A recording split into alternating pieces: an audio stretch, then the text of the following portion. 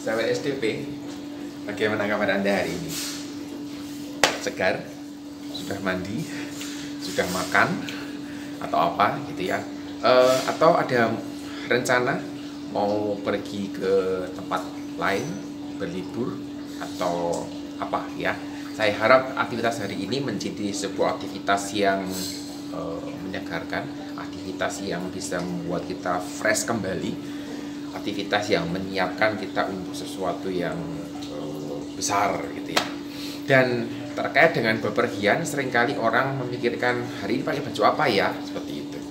Tapi yang menarik gitu ya, perubahan hidup dari anak-anak ke remaja gitu ya. Jadi menarik karena ketika anak-anak tidak terlalu memikirkan mau pakai baju apa, mau rambut model bagaimana dan sebagainya. Tetapi kehidupan anak-anak ini ketika masuk ke area remaja bisa berubah. Jadi mulai memikirkan pakai baju apa ya, warnanya yang seperti apa ya, rambutnya bagaimana ya, seperti itu. Dan kenapa anak remaja bisa berubah begini gitu. Ya, ada sesuatu yang menarik di balik kehidupan anak remaja, dan itu yang akan kita bahas pada hari ini. Jika Anda belum terdaftar gitu ya di kanal YouTube Sepertinya Pendidikan, maka mungkin ini saat yang tepat buat Anda. Saya akan berbagi berbagai informasi terkait dengan dunia pendidikan buat guru, buat sekolah, pengelola sekolah, juga buat siswa, buat mahasiswa, buat orang tua juga, supaya kita bisa memperbaiki kondisi pendidikan di Indonesia ya.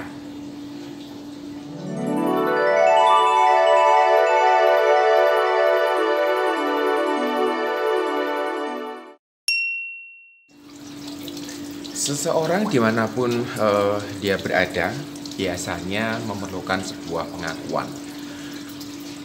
Ya, dalam teori kebutuhan Abraham Maslow, pengakuan ini berada di paling tempat yang cukup tinggi gitu ya. Jadi setelah selesai mengurusi hal-hal yang sifatnya dasar, makan, pakaian dan sebagainya, terus naik gitu ya, levelnya naik gitu, naik tingkat katanya, atau naik kelas gitu.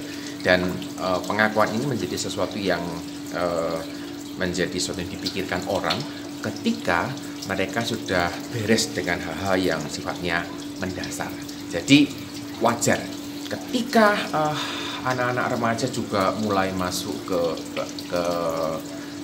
tingkat yang lebih besar lagi, maka mereka merasa memerlukan pengakuan dari lingkungannya, dari teman-temannya, dari sekolahnya, dimanapun dia berada. Dan pengakuan ini menjadi sesuatu yang penting buat mereka. Dan biasanya gitu ya, biasanya hal-hal yang dipakai sebagai sebuah sarana untuk mendapat pengakuan itu bisa berupa prestasi akademik, misalnya menang lomba, atau prestasi di dalam bidang seni, olahraga dan sebagainya, mode rambut begitu ya, termasuk warnanya, badannya berotot, kulit yang cerah katanya adalah yang menarik gitu ya, bulu mata yang lentik, seperti itu. Jadi ada banyak hal yang menarik anak remaja untuk mendapatkan, ada banyak sisi yang dapat dimanfaatkan anak remaja untuk mendapatkan pengakuan dari lingkungannya. Dan sekolah adalah salah satu tempat dimana berkumpulnya banyak anak remaja di satu tempat cukup banyak dalam waktu yang lama, sehingga sekolah menjadi ajang gitu ya, ajang pamer. Ih, aku punya ini, bajunya baru, rambutnya dan sebagainya. Itu menjadi ajang pamer. Kenapa? Karena disitulah banyak anak muda berkumpul. Dan salah satu sarana yang dipakai untuk mendapatkan pengakuan ini adalah melakukan perundungan, melakukan bullying. Jadi ada dua teori di dalam perundungan. Yang pertama adalah teori terkait dengan saya melakukan perundungan kepada orang lain karena saya ingin mendapatkan pengakuan dari orang lain bahwa saya ini punya kuasa, saya ini punya karisma, orang-orang bilang punya power, seperti itu.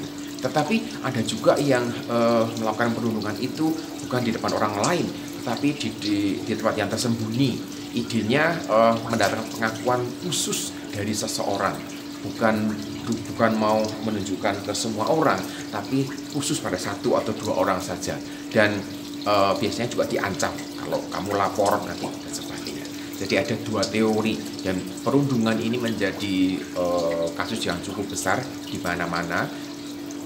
Ya, karena memang banyak anak-anak remaja khususnya berusaha mencari sebuah pengakuan apa yang mereka bisa capai supaya mereka menjadi pribadi yang dihargai. Jadi ide besarnya adalah menjadi pribadi yang dihargai orang lain, tidak dipandang remeh, tidak direndahkan, dan tidak dihina seperti itu. Karena harga dirinya mulai muncul, jadi mereka mulai membangun harga dirinya, dan supaya tidak runtuh, maka mereka mesti membangun sesuatu yang berharga buat mereka.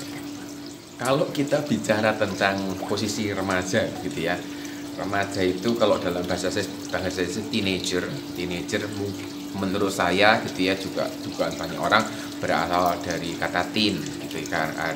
Setelah lewat 12 kan 1, 2, 3, 4, 12 gitu. Setelah 12 kan 13, 14 gitu ya. Terus teen terus itu sampai 19. Jadi maka muncul istilah teenager. Dan anak-anak remaja ini posisinya serba nanggung gitu ya. Dewasa belum, dibilang anak-anak tidak mau gitu ya. Dulu mencari baju untuk anak remaja cukup susah, karena di bagian orang dewasa tidak ditemukan ukuran yang terlalu besar. Di anak-anak terlalu kecil ukurannya, sehingga semua serba nanggung. Dan pada tahap ini juga rata-rata ketertarikan kepada lawan jenis itu mulai tumbuh, mulai muncul gitu ya. Hal ini juga semakin memperkuat keinginan anak-anak remaja ini untuk mendapatkan pengakuan tertentu, sehingga mendapatkan perhatian khususnya dari lawan jenisnya, terutama cowok-cowok gitu ya. Ada begini sebagainya, maka berusaha untuk menarik perhatian lawan jenisnya. Yang cewek juga demikian. Ketika saya masih remaja agak berbeda situasinya, karena situasi saat itu secara sosial di masyarakat tidak mudah buat seorang cewek remaji begitu untuk menyatakan perasaannya. Tapi sekarang sudah agak berbeda situasinya. Masalah yang terjadi gitu ya, menurut saya itu terkait dengan bagaimana mereka itu dalam tanda kutip meraih prestasinya untuk mendapatkan pengakuan dan penghargaan dari orang lain. Dan ketika areanya itu adalah area yang positif, maka ini menjadi sesuatu yang baik, yang mesti dipromosikan, yang mesti terus digaungkan, supaya anak-anak remaja ini tumbuh menjadi pribadi yang punya kontribusi positif buat lingkungannya, menjadi pribadi yang jadi teladan, contoh buat teman-temannya, sambil dia mendapatkan penghargaan dari lingkungannya. Saya mengatakan bahwa ini menjadi sesuatu yang harus diraih, ambisius tidak, tetapi sesuatu yang dapat diraih dengan cara yang positif.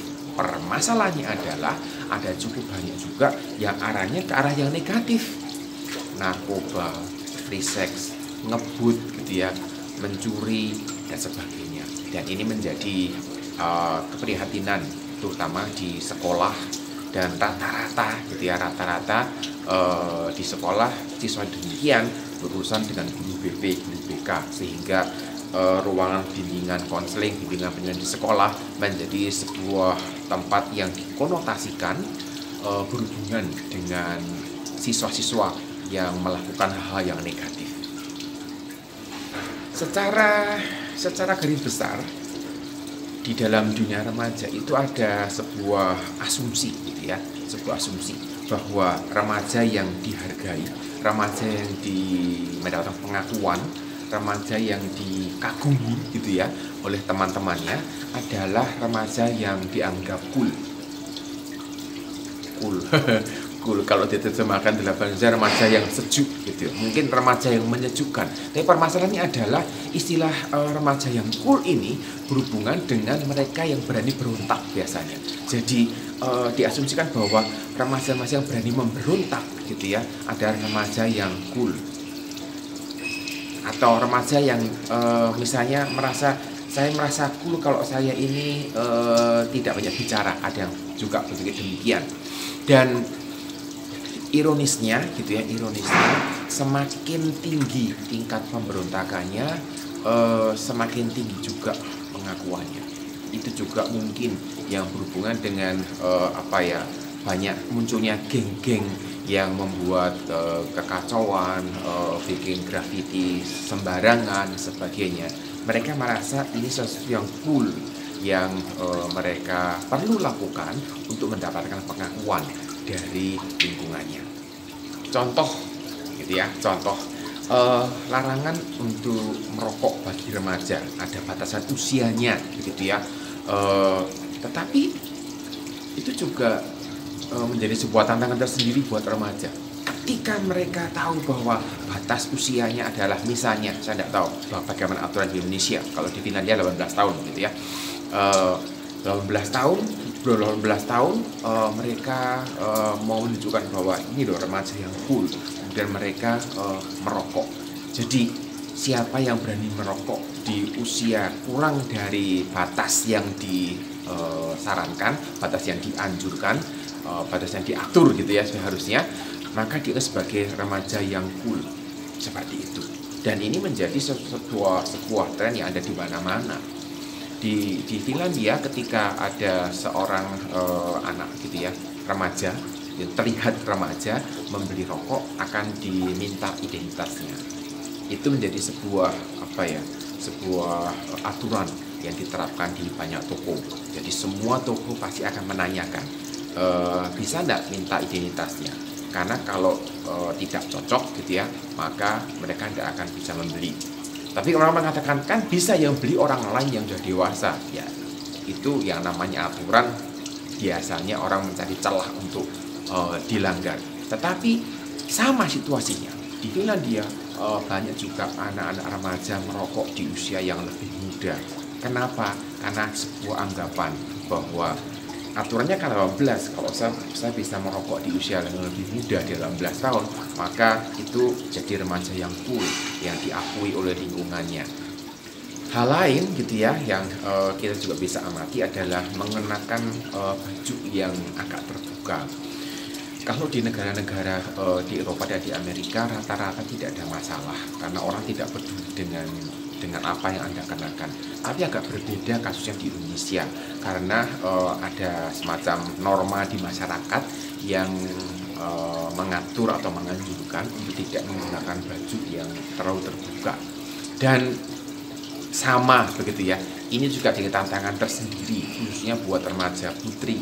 Mereka ingin menunjukkan, ini loh aku berani pakai baju yang seperti ini. Dan keberanian mengenakan baju yang agak terbuka ini juga menjadi sebuah kriteria bahwa ini loh, aku ini loh remaja putri yang cool gitu ya. Kenapa? Karena berani menabrak aturan, berani menabrak norma yang ada di masyarakat. Sehingga ketika orang mengatakan bahwa itu cewek itu kok pede ya pakai baju yang seperti itu gitu. Menurut saya justru sebaliknya. Justru dia tidak pede seharusnya, tapi dia mengenakan itu supaya terlihat punya rasa percaya diri yang tinggi. Dan itu menjadi bekal untuk mendapatkan pengakuan dari teman-temannya, khususnya kalau dari sesama teman remaja putri, remaji gitu, maka pengakuan bahwa wah dia hebat ya, wah dia berani ya gitu ya. Kalau dari teman-teman saya yang cowok biasanya berhubungan dengan prestasi, bahwa dia diperhatikan, bahwa dia diamati oleh temannya. Terkait dengan warna rambut gitu ya, warna rambut itu di Finlandia banyak orang semi rambut.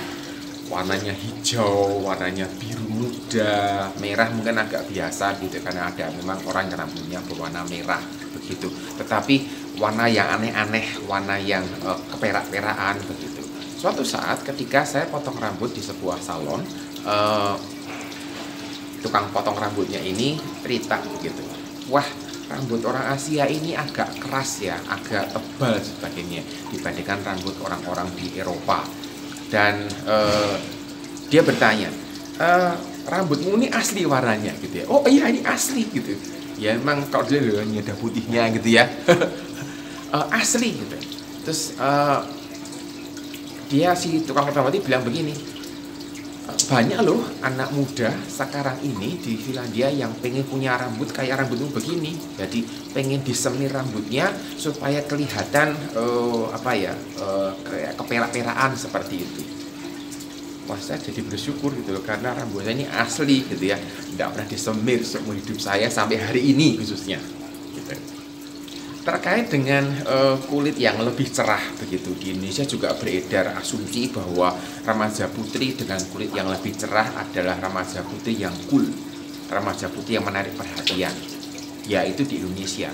Berbeda dengan di negara-negara di Eropa dan di Amerika yang rata-rata orang bilang berkulit putih.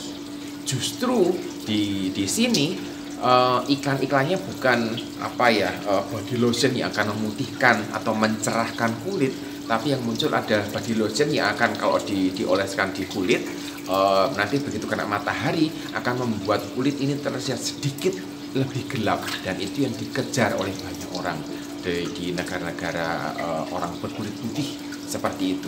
Jadi saya melihat ada sebuah fenomena gitu ya, fenomena yang tidak mengucap syukur dengan kondisi yang dimilikinya. Di Indonesia yang kulitnya sudah agak gelap gitu, justru pengen kulitnya cerah. Di Eropa, Amerika atau di Australia rata-rata yang kulitnya sudah cerah gitu ya, malah pengen gelap gitu. Dan ini menjadi sebuah fenomena yang kita mesti cermati. Nah, ketika kita bicara tentang hal ini, terutama cara anak-anak remaja mencari eksistensinya di sekolah, mencari pengakuan dari teman-temannya di sekolah dan sebagainya, dalam pergaulannya, dan itu ke arah yang negatif, maka sebenarnya kita bicara tentang nilai-nilai positif yang dapat ditanamkan sejak kecil. Artinya apa? Alam bawah sadarnya akan protes begitu ada sesuatu yang di luar hati nuraninya, yang melawan hati nuraninya. Terus kalau sudah anaknya di usia remaja bagaimana? Ya, ini memang menjadi sebuah perjuangan yang makin sulit gitu ya. Karena memang usia sudah di usia remaja, lebih sulit untuk menanamkan nilai-nilai yang bisa mengakar begitu.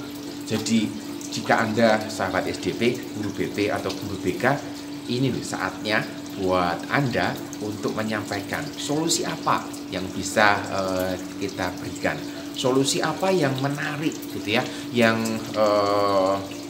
out of the box, di luar kotak gitu ya, solusi yang menarik yang dapat dipakai orang tua zaman now gitu ya, untuk membimbing anak-anak remajanya.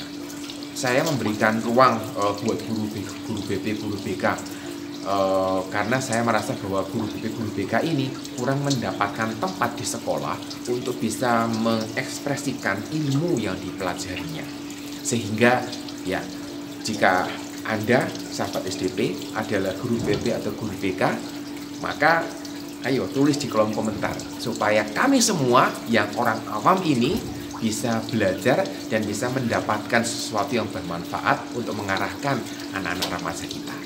Satu hal yang menjadi perhatian kita semua adalah hubungan remaja dengan temannya gitu ya. Jadi hubungan remaja dengan temannya biasanya lebih dekat daripada hubungan antara remaja dengan orang tuanya. Bahkan banyak remaja yang lebih percaya kepada temannya daripada kepada orang tuanya. Dan ini sebuah tantangan tersendiri. Kenapa? Karena remaja masih dianggap anak di bawah umur gitu ya, underage, sehingga masih memerlukan orang tua dalam banyak hal. Terus kalau hubungan dengan orang tua tidak begitu baik, bagaimana? Ini sebuah tantangan yang mesti kita hadapi, bukan kita hindari gitu ya. Dalam bayangan saya, dalam pengalaman saya juga berinteraksi dengan anak remaja, juga dengan anak saya sendiri, menangani anak remaja ini seperti bermain layang-layang gitu ya. Bermain layang-layang itu kapan kita tuh mesti narik gitu ya, kapan kita masih ngulur benangnya gitu ya. Dan ini menjadi sebuah seni tersendiri. Ketika kita menarik gitu ya, berarti ada sesuatu yang mesti dilakukan. Kondisinya itu emergency, kondisinya itu sudah kritis, jadi mesti narik gitu. Tetapi ketika mereka melakukan sesuatu yang tidak berbahaya, tidak berdosa khususnya, maka biarkan mereka menjalaninya supaya mereka punya pengalaman yang berbeda. Mereka jalan di tempat yang berbahaya dan mungkin bisa mengancam nyawanya, tarik langsung. Tetapi ketika mereka mencoba sesuatu, misalnya masak sesuatu yang aneh, yang out of the box sebagainya, biarkan supaya mereka juga punya pengalaman belajar berbeda. Saya kira itu yang bisa saya sampaikan pada hari ini, begitu ya. Kita jumpa lagi di lain kesempatan.